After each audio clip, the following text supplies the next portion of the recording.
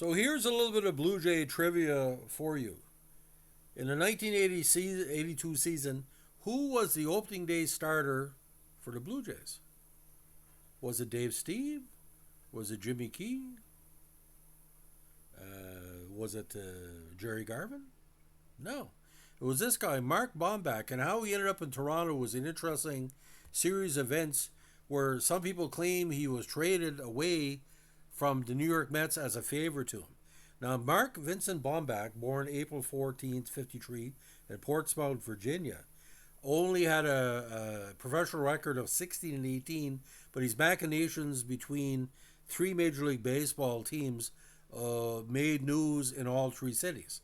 Now, drafted in the 25th round as 71 MLB draft by the Red Sox, over 6 seasons as starting pitcher in the Bo Sox farm system, he had an impressive record of 59 and 48 with a 421 earned run average and 681 strikeouts. He was released at the end of spring training 77 and signed as a free agent with the Brewers shortly afterwards. After going 12 and 6 with a 4.53 ERA for the Holyoke Millers in 77, he was able to bring his ERA down to 3.16 in 78, splitting his time between Holyoke and the AAA Spokane Indians. Now, he eventually earned a fall call up to Milwaukee that September, but was hit hard in his major league debut against the Mariners. After striking out the first batter he faced, he allowed a single, home run, another single, and a double before he was able to retire another batter. When he walked the next batter, manager George Bamberger pulled him before he could complete an inning. He fired far better in his next appearance, pitching a single inning of mop-up duty against the Twins. Bomback allowed only one hit to Hall of Famer Rod Carew and retired the other three batters he faced. Now, despite putting together an impressive 79 season with the AAA Vancouver Canadians, this is where he came to prominence in Canada. 22 and 7, 2.56 ERA, and 151 strikeouts. Bomback never returned to the majors with the Brewers. After the season, he was traded to the Mets for fellow pitcher Dwight Bernard. Now, what happened with the trade? He was an early invite to spring training and earned a job in the Mets bullpen to start the 1980 season. With Mets ace Pat Zachary beginning the season on the disabled list, Tom Houseman replaced Zachary in the starting rotation. Following a poor performance by Houseman against the Philadelphia Phillies on April 22nd, Bomback was given the opportunity to start despite three unimpressive relief appearances where he gave up 5 runs and 5.2 innings pitched. He responded by holding the Phillies to 1 run over 7 innings the very next day to record his first major league victory. In his next start, he pitched a 2-out shutout against the Phillies. Now, upon Zachary's return, Bomback split time between starts and relief appearances. A July 29th victory over the Braves, in which he held them scoreless through 7 innings plus, marked his return to the starting rotation for the remainder of the season. A 4-1 victory over the St. Louis Cardinals on August 10th improved Bomback's record to an impressive 9-3 with a 3.83 ERA. From there, however, he faltered.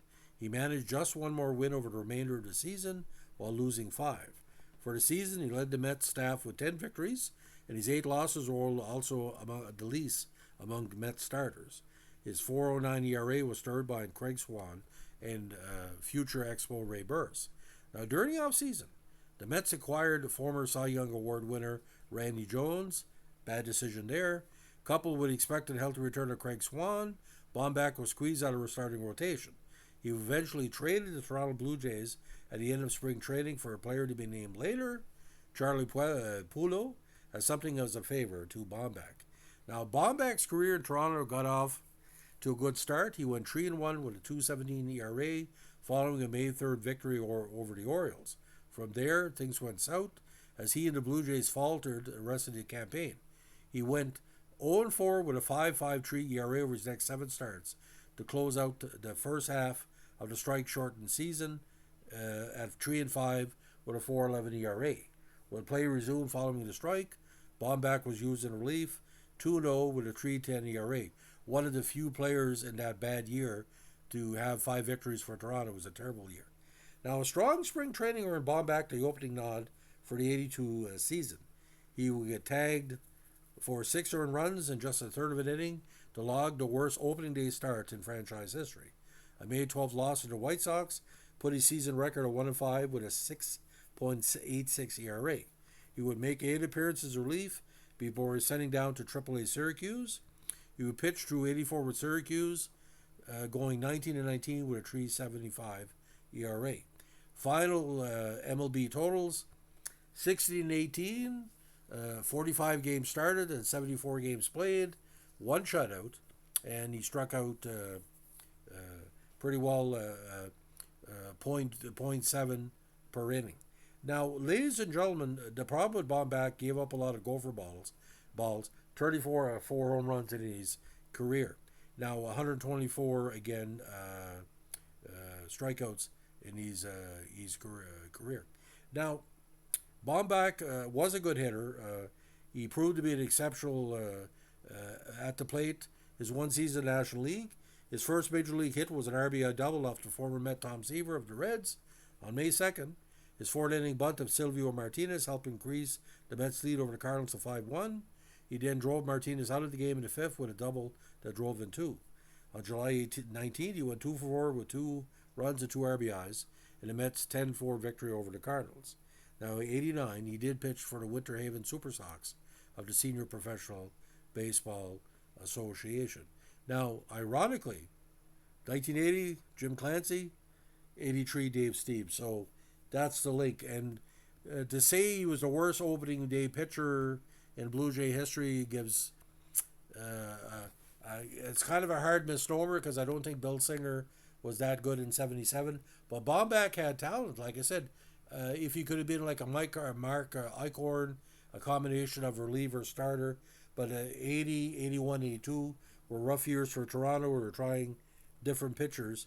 And if you really look at it, ladies and gentlemen, like I said, he's tied with the Mets. I mean, he should have been more respected for what he did with New York, but New York had a lot of people coming up through the system that were going to replace him anyway, so it was better to wait because Dwight Gooden was just around the corner and the other top pitchers. But I saw Bomback in that opening day start, and boys, like I said, there was so much promise because, again, he did well with the Mets the previous year, but sometimes things happen.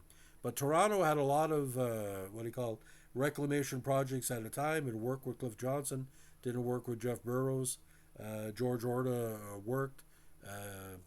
Even tried different key players through the years, like former San Diego Stars and stuff like that. It just didn't work out. So, ladies and gentlemen, if you like what you're doing here with our Toronto Blue Jay Tribute podcast, Mark Bomback is part of Blue Jay history and will continue to be so because it's in the book. He was that starter for 82. And like I said, it was just a rough season for everybody. Thanks for listening, and don't forget, swing for the fences. Bye.